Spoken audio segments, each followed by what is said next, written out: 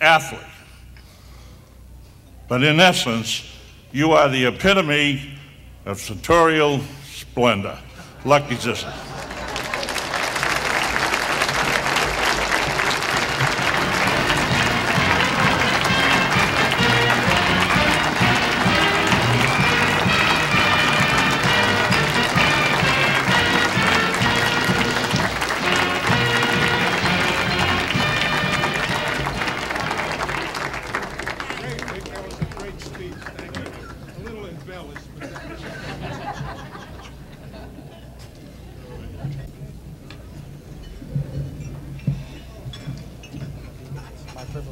Thank you. I just want to thank Vic after giving that wonderful introduction.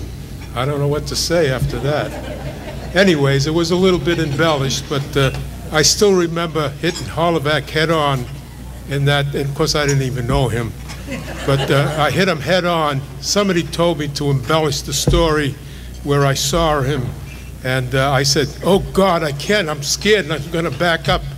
And then I finally decided, I got to hit him, I got to get a scholarship, or, you know, or I won't be able to go to school. So I hit him, and I still get a few marks from that head-on tackle. Anyways, I want to thank the committee for bestowing this award on me today. I want to thank all my friends from Watertown who might have put in a good word for me. And I want to thank all my relatives and friends that are here tonight.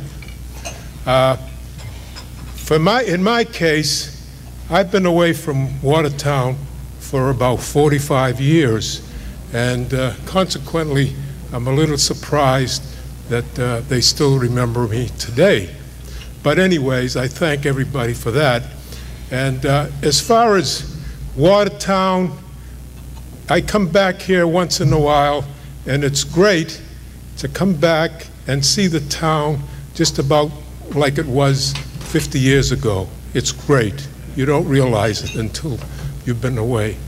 But it turned out that Watertown High was a great place.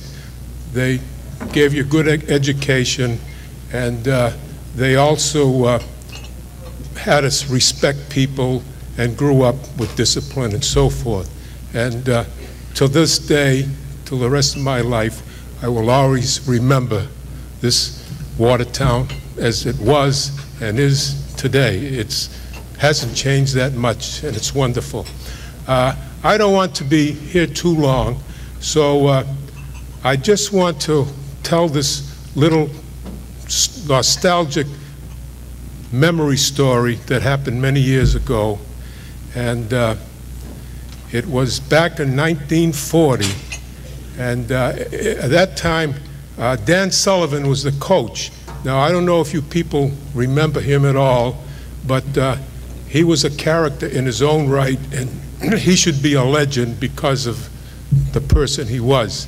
So, at the beginning of our football season, he said to us in our junior year, he said, boys, he said, if you have a good season, I'm going to take you all to New York City. And of course, what that meant was the first team, and the first team consisted of about, 12, 13 players. Because once you get in the game, you stayed there, you know, until you died or something. You never came out. The only time I ever came out that year was when we had scored a touchdown, I think, against Dedham. And we had a big argument who was going to kick off.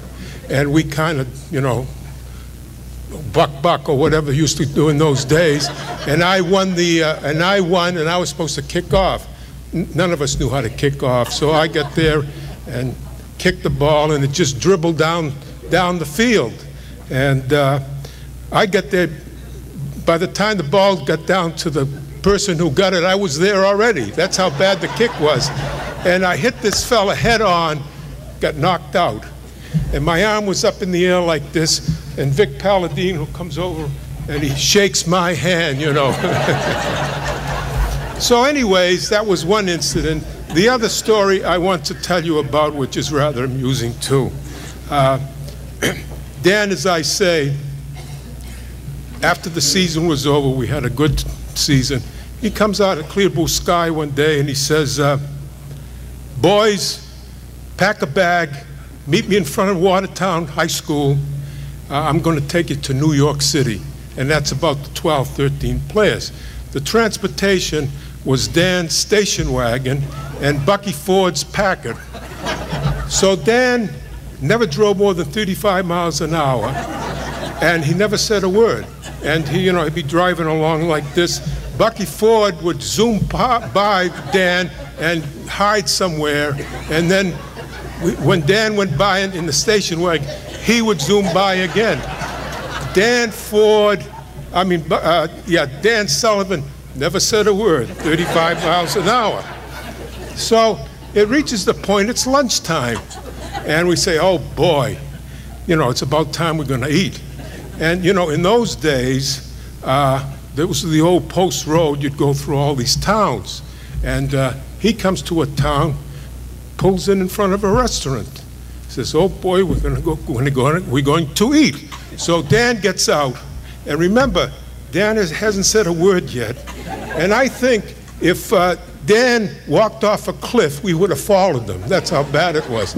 So Dan gets out, from the station wagon, and he starts walking towards this restaurant, goes in, and it's an elongated restaurant, and he walks along the aisle, and Dan's going like this, and all the rest of us right behind him, up the aisle, goes to the restroom. So we follow him into the restroom. He comes out, says, well, okay, now we're gonna eat. Then